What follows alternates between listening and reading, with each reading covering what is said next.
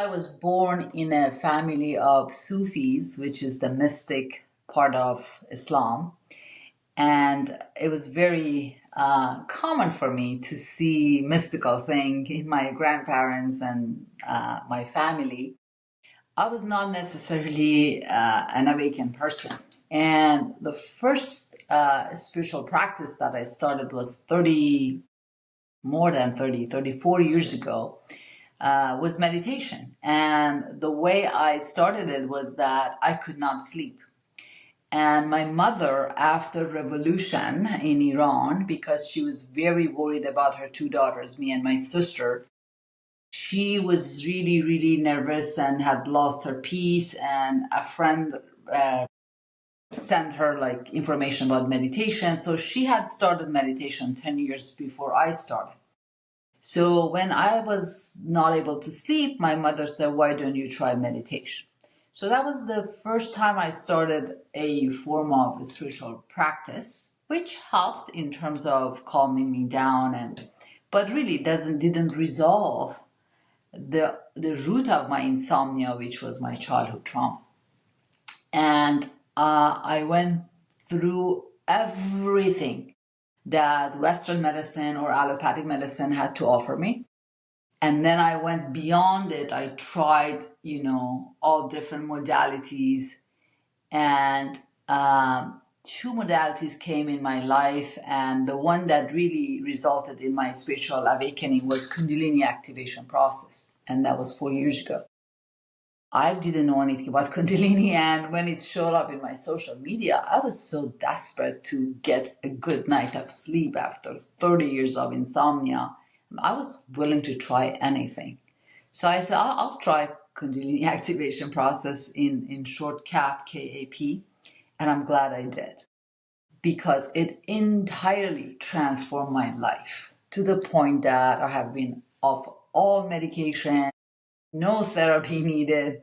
For the first time in my life, I experienced true joy and something that I didn't know even existed called bliss, which is really difficult to describe. But the samadhi that, yogis go into mountains of India and they sit there for 10 years, I have experienced samadhi with cat. It's like, wow, how beautiful is that? So that's how my spiritual awakening began. So for anybody that doesn't understand Kundalini activation, could you walk us through the process? Yes.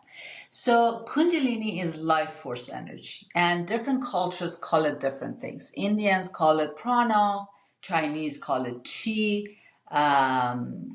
Christians call it Holy Spirit. My teacher, Ren and Wang, calls it God.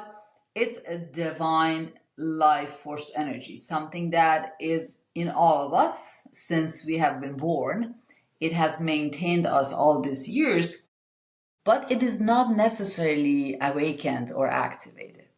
So Kundalini activation process specifically is an ease-based process of activating Kundalini. What does it mean to be ease-based? It means that you as an individual don't need to do anything. It's about transmission of awakening and activation by a facilitator like me.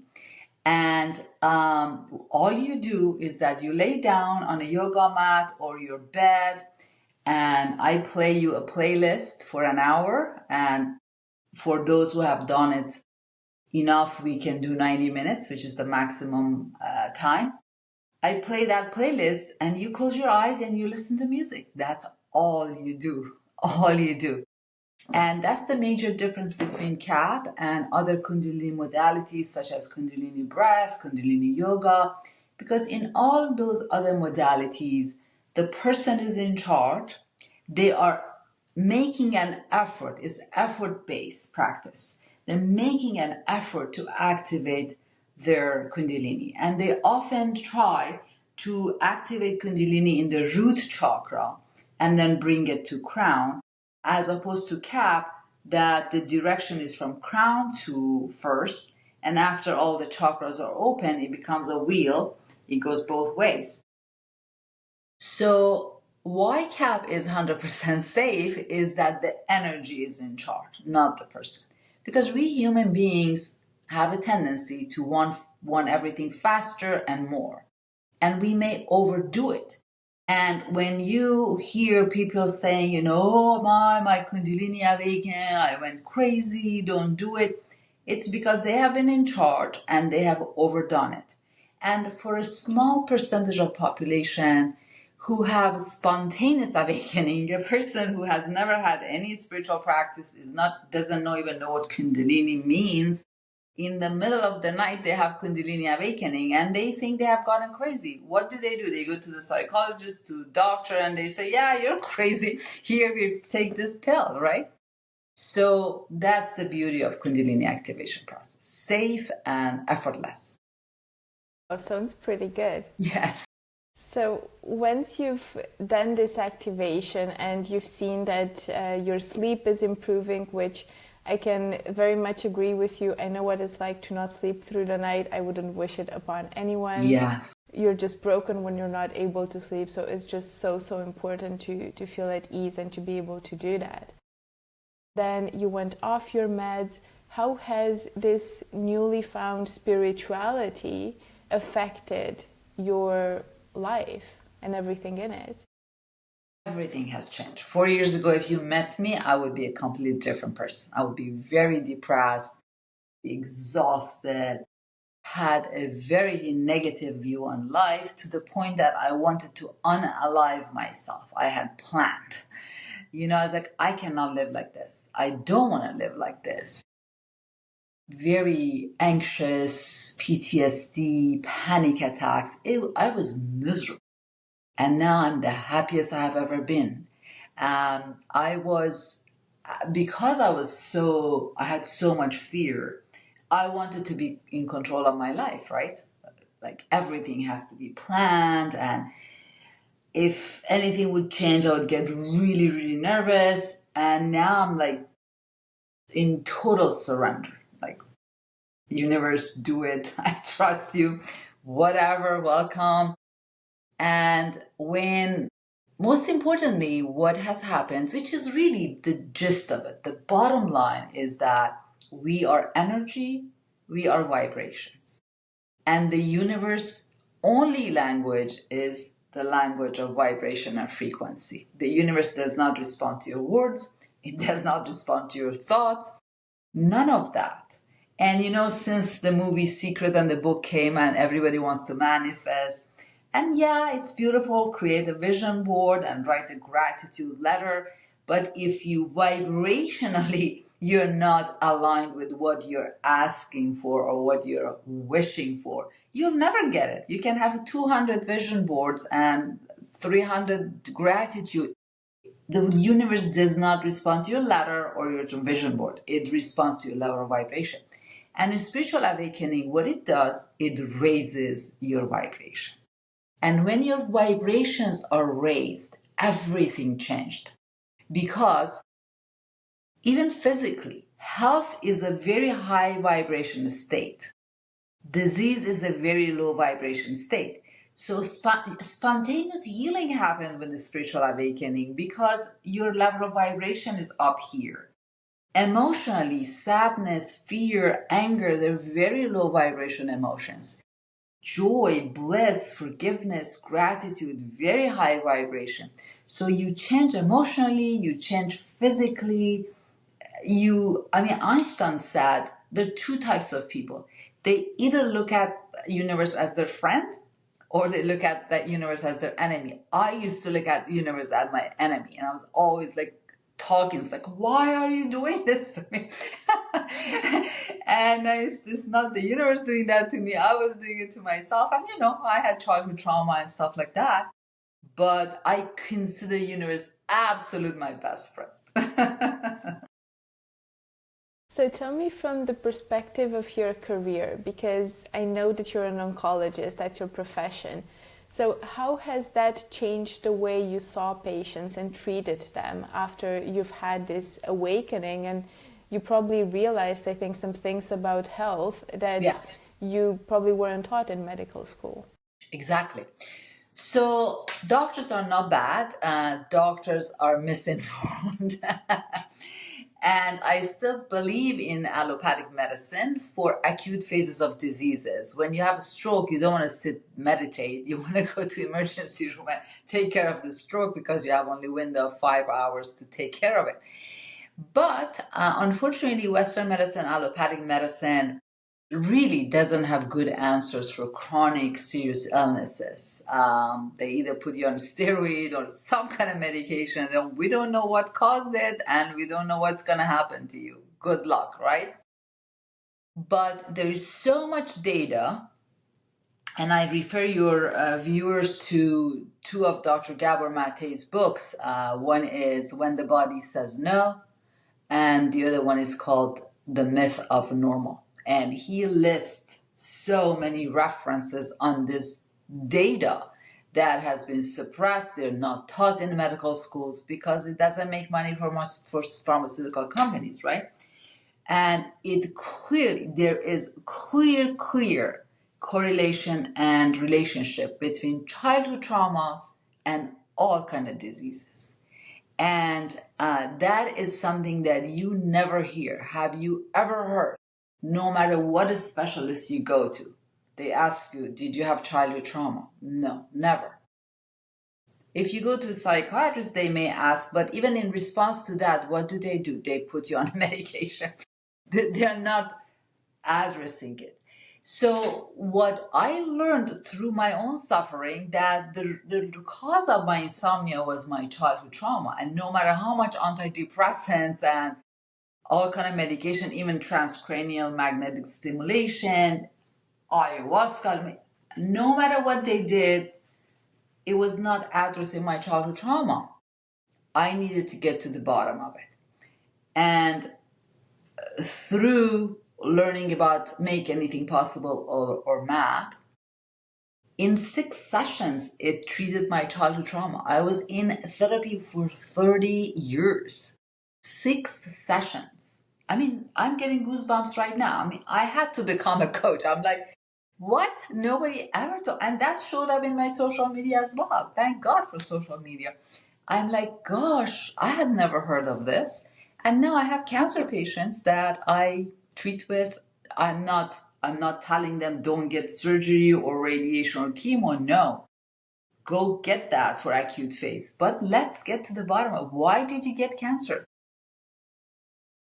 So, why do many of us get cancer? What happens in the body for us to get cancer? It's a multifactorial issue.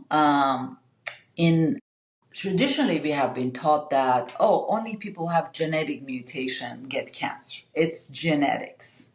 It's not. Only 10% of cancers are because of a mutation in a gene. In United States today, 1 out of 3 people get cancer in their lifetime, and we are approaching 1 in 2. That is 50%. That is, you look at 10 people, 5 of them are going to get cancer. 5 of 10 people do not have genetic mutation. What it is, it's epigenetics. And epigenetics depends on your nutrition, on what chemicals you put in your body, whether you're drinking or smoking, or it's in your food, or it's in your air, it's your childhood traumas. It's so many different factors. However, it empowers you because you can change these things. You can change your nutrition, your lifestyle, stop putting chemicals in your body, stop putting sugar in your body, and you can do something about it, as opposed to genetics that, okay, I mean, that's my gene, there's nothing I can do. So, walk me through how trauma and childhood trauma could be linked to the appearance of a certain type of cancer. It's amazing. If you look at, if you read Dr. Gabor Mate's When the Body Says No, there's not only a type of personality, he calls it type C, that predisposes people to getting cancer. For every type of cancer, there's different characteristics in those people. For example, Men with prostate cancer, they have suppressed anger towards their mothers. It's very specific, right? Very specific. So when you do trauma work, you work with them on their suppressed anger towards their mother. In general, people we call nice, they get cancer. And we even say, that's not fair. Nice people are getting cancer. Yeah, nice people are getting cancer because they cannot say no. They cannot say no. They're people pleasers. And where does it come from? From our childhood. We did not feel loved. We felt that we needed to earn love. And how do we earn love? By pleasing people. And pleasing people requires saying yes all the time, ignoring your own well being, and just constantly giving, giving, giving. So, the reason Dr. Gabor Mate's book is called When the Body Says No is that when I cannot say no, one day my body is going to say no. It's like, no, you cannot do this to me anymore. And that is where we get sick. I love that. But exactly the way you've said it, very specifically for men with prostate cancer having repressed anger towards their mothers, I can imagine if somebody comes to see you and say it's a 60-year-old man. I mean, they've made peace with those resentments. They might not even know they have them, right? Exactly. So most times you would say that and they'd be like, no, you don't know what you're talking about. There's no Yes. way I have any. How do you then uncover and bring those feelings to the surface? And then my second question would be, if those feelings bubble up, does that solve them, or do we need to do something else to clean through them so that we've resolved that trauma? That's the beauty of MAP, Make Anything Possible. It's a completely subconscious process. You don't need to know anything. It's not talk therapy. And you can do it in a group because nobody has to talk. Nobody has to, like, for 30 years, every time I changed a therapist, I had 10 years of sexual abuse as a child. I had to go through these stories over, and it was re-traumatized. With MAP, you don't need. What I give you just an example of how MAP works. So I would say, okay, MAP can neutralize negative emotions, but also it can replace them with positive ones.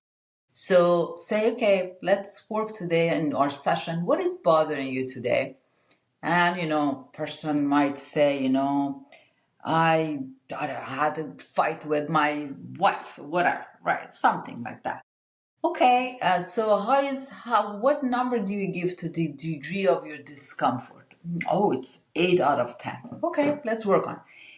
What I do as a coach, I communicate with their superconscious, which is subconscious, but it's their higher self. Higher self knows everything.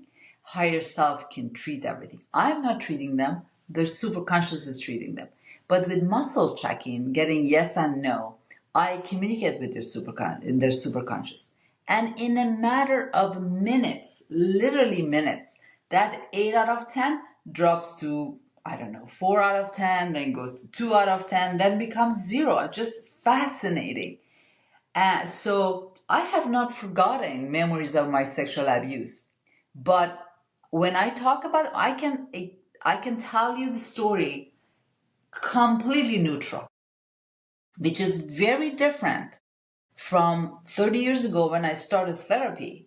Then I was talking about those stories. I still didn't have any emotion. But the reason I didn't have emotion because all emotions were suppressed. And through therapy, all these emotions came up, which caused me to become so depressed and not be able to sleep. But MAP doesn't do that because you don't have to experience them.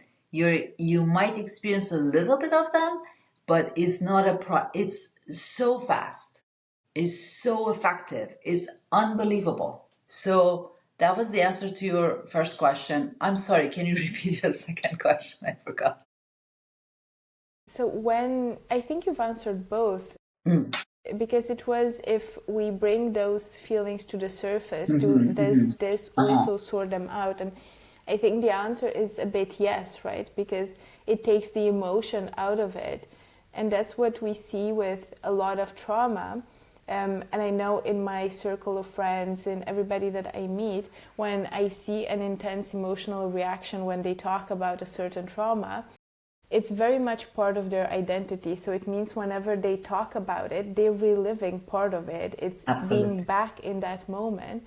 And that's not healthy, because if anything, it solidifies to your body almost the fact that you're going through the same thing that you went through. Exactly.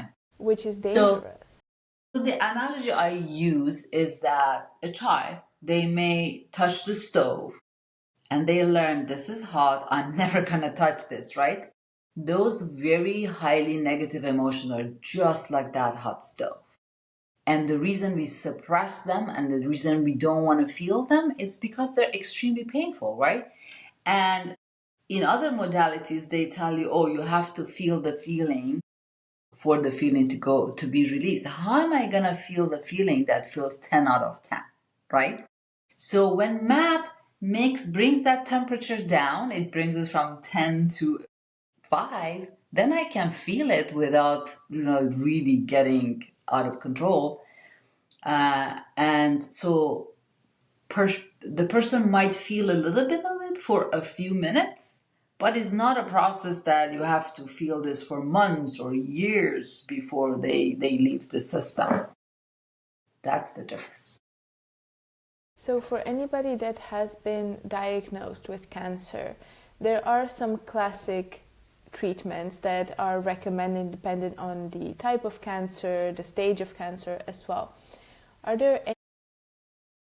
Is there anything complementary to that we can do to help our treatment? And how do you work with clients on this? My work with clients is multifaceted because I not only want to know about their childhood traumas and work with MAP, help them. I also recommend CAF because I want to raise their frequency. Also want to change the way of living. What are you eating? Let's talk about your nutrition. What is your lifestyle? Are you eating sugar? What is going on in your environment? And we have to explore all of that. The beauty of CAP is this, that once it raises your frequency, you automatically don't want things that are bad for you. For example, I was an eat meter. I was on keto diet for at least 2 decades. All I ate was meat. And there are benefits to keto diet. And I was thinking then that, keto diet is really good. I should be on keto diet.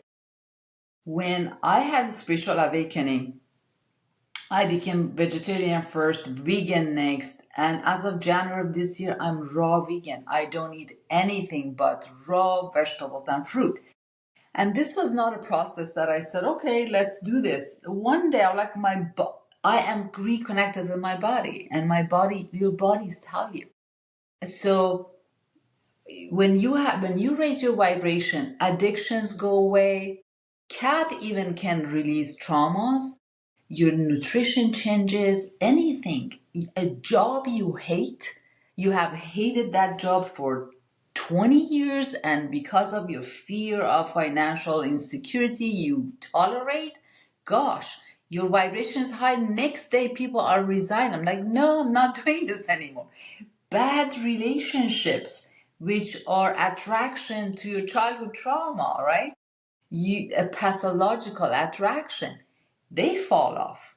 So many of these things happen automatically when CAP raises somebody's vibration. But I also, at a conscious level, I ask them and I talk to it and, okay, let's do this, let's do that. So you've mentioned a few things like, lifestyle, what we eat, probably how we move, if we move or not. Yeah. I can imagine also, the stress levels we're under, maybe our environment, what we have in our home. So are there some general advice that you could give to anybody that would be looking to improve their body's response to the treatment? Absolutely. Well, first of all, when somebody is during treatment, we don't want to make major changes in their lifestyle. So, okay, let's go through your treatment and then we get to it. But number one, sugar. Gosh, sugar is worse than heroin. I don't remember when was the last time I had sugar. I think the last time I had sugar was in 2000 or something like that. So 24 years ago. Refined food. You want to have, you want to eat food that is closest to its original form, right? So when I eat apple raw, its original form, right? As opposed to, I don't know, whatever I make with apple pie or whatever, cook it and destroy all the nutrition in it and all of that. And how is that apple grown? Is it chemicals? Is it organic? Really, really, we don't know what we are putting in our bodies. The water, so important what water we drink, right? So much chemicals in addition to chlorine in our water. So very important because the majority of our body is made of water. We need to drink good water. And then what are the other chemicals? Electromagnetic field. Everybody has a cell phone now. How are you dealing with that? And the stress, of course, stress. The stress changes your entire biochemistry and it causes inflammation. So does sugar. So does refined food. So does EMF. When you are in an inflamed state of body, that is where all the bad things happen. Sounds, a bit daunting, because if we look at the world around us, you go into a grocery store, what you see is, first of all, you see sugary things. I mean, it baffles me, and I have to say, I would be a big fan of sugar. I love it. I know that I shouldn't have it. I do love it, but when you think of something like a muffin being considered a breakfast food, it spikes. If you know anything about the glycemic index, it just spikes your blood sugar so high, and then it will crash. And not to mention, if you have something like insulin resistance or if you have diabetes, that's probably the worst thing you could do, because your glycemic response is going to be off the charts. But if we look at the world around us, I mean, you see somebody on the train eating a muffin at breakfast, that's not crazy. It's not like a pot of rice that you would look at funny at the person. And then again, we're used to having our phones all the time. We're used to always being connected to our devices. Even in the gyms, I noticed they have these screens so you can watch a movie while you exercise. And it feels like our life is getting easier because of the devices, because of, we can buy packaged food or we can order takeout. But we're not just paying with money for those things, we're paying with our health and well-being. And Absolutely. that cost doesn't seem to be obvious to everybody just yet. Yeah, one of the most common statements that comes up, and this morning a friend of mine sent it to me again, that 100 years ago, there were like hundreds of foods that we did not have, right? And there were 100 diseases we didn't have. They're very related. The very important thing is that we have separated from nature. We are biologically animals. That's what we are, right? And we have been separated from nature. I was talking to a patient of mine and I was like, animals, cats, whatever, they know when something is wrong with them. Go and eat whatever herb they need to eat. They heal themselves. We human beings have that capability, but we are so disconnected from nature, so disconnected from our body, so disconnected from our intuition, which is our higher authentic self. We don't know. We are always looking up to somebody else, and that is usually the doctor, to tell me what to do, right? And we don't ground. Grounding is so important. People have healed their diseases just by grounding. And that's as simple as walking on it barefoot on grass and just being in the nature. And that is like so very important that we don't. I mean, look at our children. They don't play outside. They're sitting at the computer and their cell phone all day. Now, a academic center such as Massachusetts General Hospital has developed a new department for kids to deal with their illnesses, digital illnesses. That is how sick our children are. And diabetes, yes. I mean, when you constantly eat high glycemic food and your insulin is all the time spiking, you get what is called metabolic syndrome. And that metabolic syndrome includes diabetes, high blood pressure, hyperglycemia. Look at the rate of obesity in the United States. You barely can find a food that doesn't have corn syrup and sugar in it. You look at anything, it's like ingredients, like there are 50 ingredients and 49 of them are chemicals. Who owns food industry in the United States? Tobacco companies. As you smoke, and there's 200 plus chemicals in a cigarette to keep you hooked, those very chemicals are now in our food. It almost feels like fighting an uphill battle, right? Because it feels like everything is made to create addiction and to help us bind more to that food. Mm-hmm. And if you look at the ad campaigns, I mean, the other day I was looking at an advertisement for cigarettes that was maybe from the 70s. Uh-huh. And you know, it was almost, the slogan was about women's empowerment. So you should smoke as a woman because that empowers you to be the same as a man. Yes. And I think nowadays we would think that's ridiculous if we saw it in today's newspaper. But today we do see ads for restaurants. We see them for different types of foods. You know, this is what's cool. Have a granola bar if you're in a hurry. Yes. But nobody advertises for have a banana if you're in a hurry. You and know, they same mislabel benefit. it. They mislabel those as organic, whole. It's not. It's just a facade. It's something that food industries have come up. Oh, people have become health conscious. Okay, we'll change the label. We put something false on it. Oh, this is really holistic and whole. But you read the ingredients. Even as a raw vegan, I avoid high glycemic fruits and vegetables. I don't eat honey. And look how many people say, oh, honey is the replacement for sugar. Guava is. No, they are very high glycemic. I use monk fruit. I have a sweet tooth. And monk fruit, you put a drop of it, is just really, really sweet. It doesn't have high glycemic index. So, you know, again, like dried fruit, right? You can have a little box of raisins. That's almost like 5 or 6 grape, bunches put in a little box. And they say, oh, it's like a really tiny snack, but you're putting so much sugar in your body.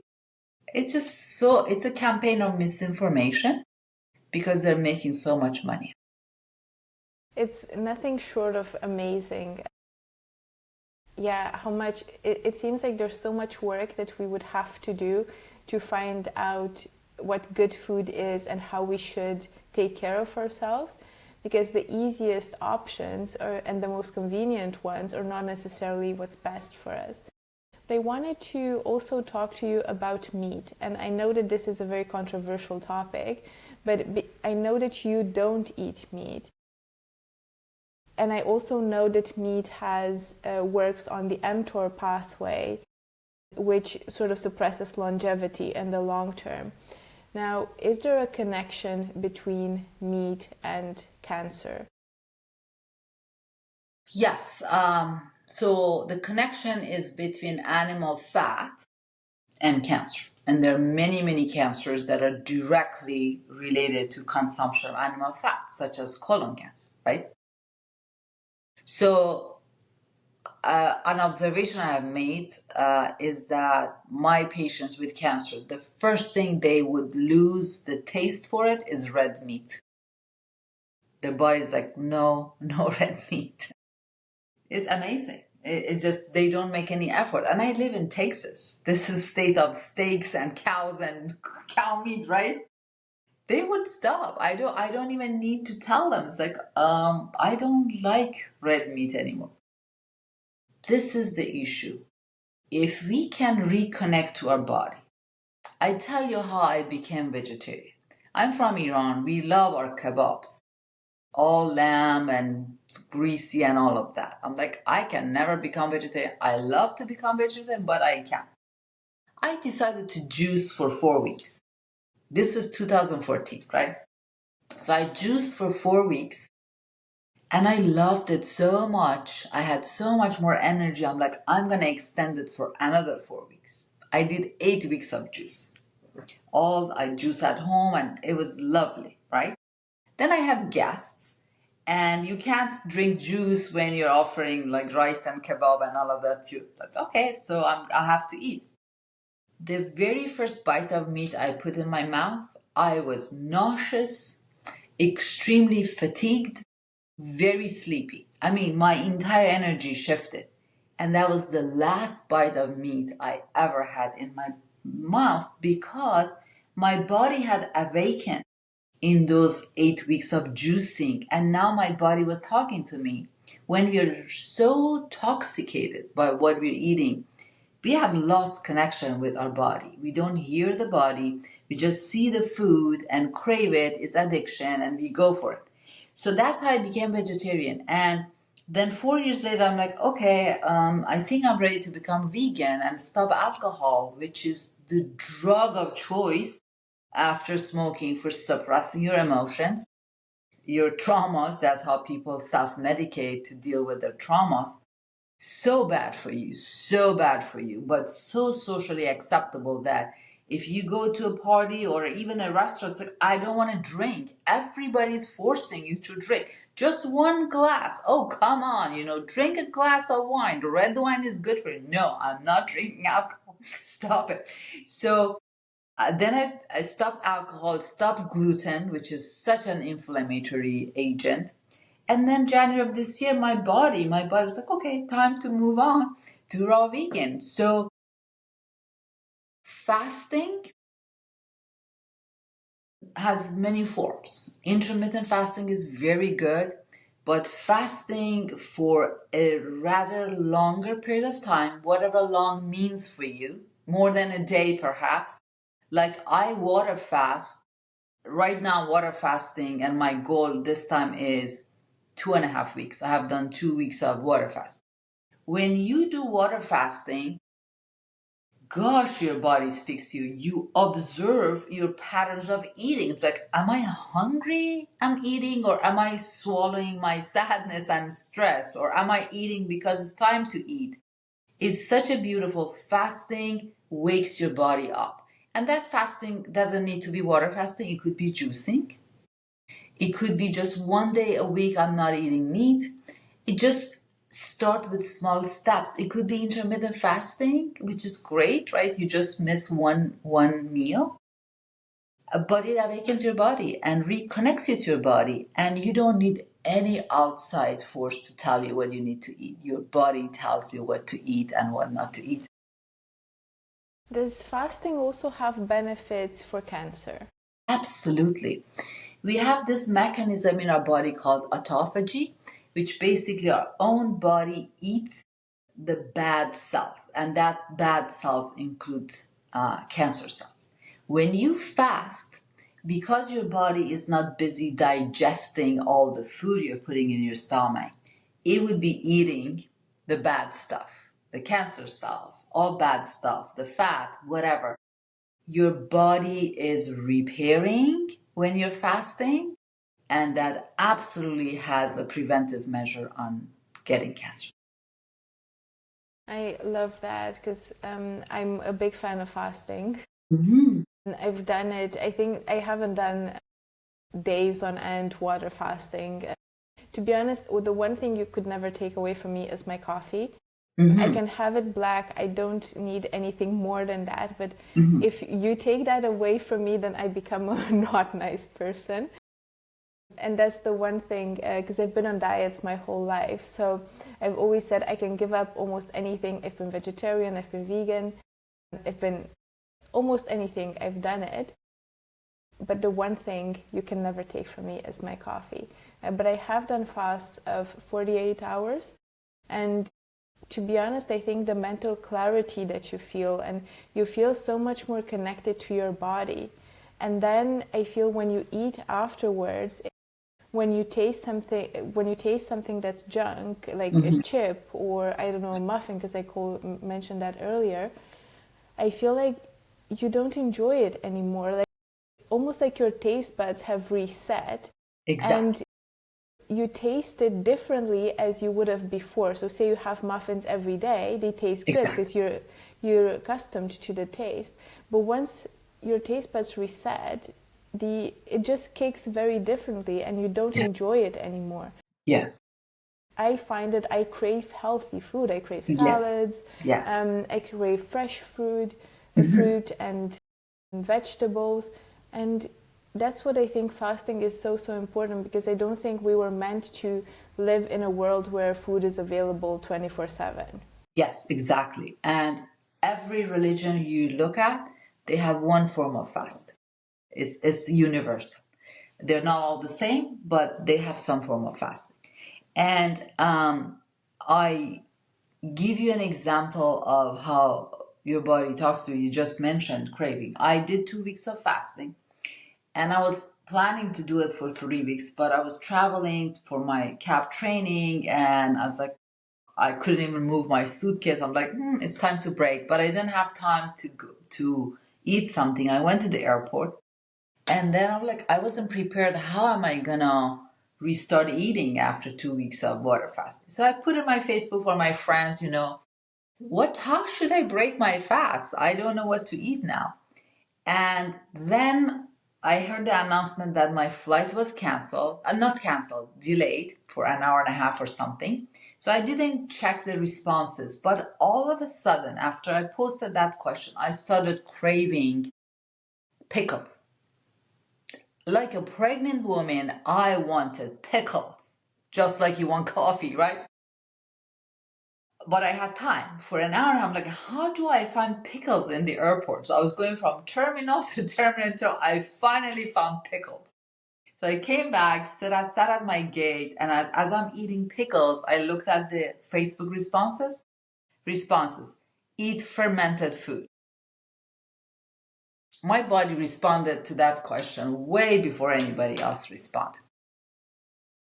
Now, what I want to say is that don't force yourself into anything. I have a friend who is a CAP facilitator, and because our teacher, when you ask him, tell us what we can do to raise our energy, he says there's only one thing you can do, and that is having raw vegan food. That's my only recommendation.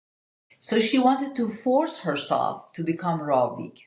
And she knew I was raw vegan. So after a week or so, she was contacting me like, how did you do this? This is torture. I can't. I'm like, don't do it. Your body is not ready. Just because my body was ready doesn't mean your body is ready. Start with small steps. Just one day a week, have raw vegan food. And by definition, raw vegan means anywhere between 50 to 100% of your food should be raw vegan. You don't need to jump into 100% raw vegan like me. You can start with 50%. Let's have 50% of your food be raw vegan. But that connection to the body is so amazing. And muscle checking. I think everybody needs to learn muscle checking. Now parents are teaching their children how to muscle check because we have answer to everything in our body. You can stand in front of whatever you want to buy. It could be a supplement, it could be food, and ask yourself, is this good for me or not? If your body leans forward, that's a yes. Your body leans backwards, it's a no. It's as simple as that. You can do that when you grocery shop. Well, I'll try that, but I'm very afraid of what it will say. Yeah, you need to listen. Yeah, that's the bad part. Once you ask, then you actually have to take the advice. So, what about dairy? Because dairy is quite controversial, and I can imagine. I'm not saying dairy as in ice cream, which is also loaded with a ton of sugar, or butter, which in copious amounts, or if you eat out, is just, it cannot be good for you. But what about, we have the Greek yogurt, we have these healthy, now there's a whole trend on social media with cottage cheese. What do you think about healthier types of dairy? I'm very against dairy. It all starts with milk, right? What is milk? Milk is nutrition for a baby, not for an adult, right? So for the entire life, they're telling us drink milk or products that are made out of milk, which is for a baby cow. It's a calf, right? Why am I eating what is good for a baby cow, a calf, when I'm like 50 years old? It's very inflammatory. I don't think it's a good thing for you at all. And I'm saying, as somebody who loves cheese, I can just live on cheese, but no, it's not good for you. I don't care if it's cottage, I don't care if it's organic, I don't care if it doesn't have any antibiotic in it, which majority of them do. Look what we are doing to cows. Look what we are, how cruel we are to these animals to by injecting hormones so they can produce more milk, so we can make all kind of cheeses. Gosh, the energy of that suffering is that in that food. I don't like dairies at all. I love eating them, but no, it's not good for you. Is there a link to cancer? Because I have read some research that suggests it would. Animal fat and inflammation.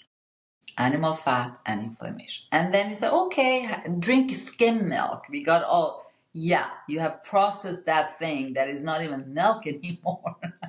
And then I drink it because it's skim. No, I mean, they just want to sell you this stuff. Not good for you. Do you have milk in your coffee? I don't even drink coffee. Oh, you don't drink coffee also. Would there be any type of milk that you would recommend? I have a device at home, Norfolk, if you have heard the name, that juices and makes you milk out of nuts and all of that. I make my own nut milk because the nut milk you buy at store really doesn't have a lot of nut milk in it. There's maybe this much of nut milk, the rest is all the things they have added to it. So yeah, I make my own nut milk. So, for anybody listening that either has been diagnosed with cancer, which is a serious disease, or is worried that they might get cancer because the statistics are so against us at this point, if we've given a lot of information, and I think you've given a lot of sound advice for what they should be considering in their lifestyle. But if you were to reduce all of that to maybe 5 actionable steps that when I leave here today I can start implementing, what would those 5 steps be? No sugar, no animal fat, deal with your childhood traumas, ground, and do something that raises your vibration. That could be doing something that you love to do, you're excited about it, or it could be cat. Do something to raise your vibration. Amazing. I think that's so good advice, and to be honest, it feels like it's great advice for almost any kind of chronic disease that we would be fighting, and not just Absolutely. cancer. Absolutely. This multiple sclerosis, ALS, I mean, diseases we never knew. These are all because of the way we are living, and it's multifaceted, as you see. Stress and chemicals and all kind of stuff. Yes. When you do that, you are making progress towards healing everything and becoming a physically, emotionally, mentally healthier person, a spiritually healthier person. And the worst thing medicine has done, it has separated these things. Even now, I separated them, right? I said, physical, mental, emotional, spiritual. We are just one unit. These are all one. When you fix one of them, all of them get better. You do something physical that is really good, you get emotional even. It's one. And the problem with the doctor is that if you want to talk about emotion or mental issue, you just have to go to a psychiatrist, your family practitioner, or they may give you a pill for antidepressant. But all they do deal with your body. They're just looking at, okay, we're just taking care of body.